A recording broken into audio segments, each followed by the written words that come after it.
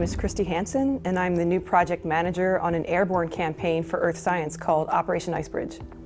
I've been working at NASA here for almost 11 to 12 years, and my whole career before IceBridge was all space flight related. So I worked space shuttle program and space station, and then I just was looking around to try something different, and I thought, airborne campaign, what is this? What is this Operation IceBridge? And then I learned, here at NASA, it's amazing how much work is being done using aircraft. So essentially what this airborne campaign does is it flies up to 9 different geophysical instruments installed on the aircraft.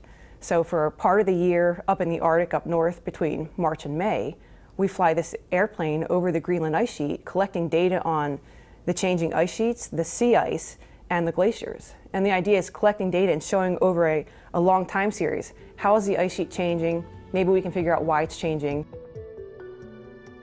IceBridge teams are all over the country.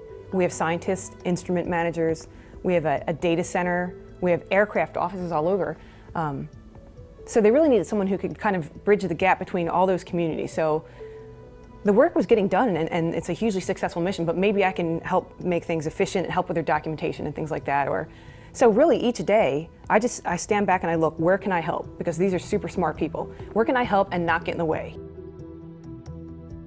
It's like magic, watching the teams work together. We have the aircraft team, they know what to do. They're keeping the plane safe. They make sure everything's configured correctly on the plane. The instrument teams, they're operating their laser altimeters. We have 4 radar systems. We have a magnetometer and a gravimeter. They know what to do, they're on the plane. So it's like a well-oiled machine to get out there and think, look at all these teams. How are they working? Are they working together well? Does anyone need anything? And it's all coming together for a common goal of we're gonna go out there, we're gonna work our butts off, collect this data, publish the data, and ultimately learn more things about the Earth and maybe things that we can do to understand, future sea level rise or climate change. Yeah, so it's been pretty like a huge whirlwind because this is only my 5th month on the job, and literally a month into it, I flew to Greenland and supported the mission there for 3 weeks. I've never been to Greenland before, but I've done mountaineering in my past, so I've always been interested just from an adventurous side in climbing on the ice. So when I found out about IceBridge and a way to bring my science, engineering, and right now it's more project management work, and mesh that with being on the ice or being around ice, I couldn't even find a better match than IceBridge. Other than work, the coolest thing I did when I was there, one weekend we kind of had off.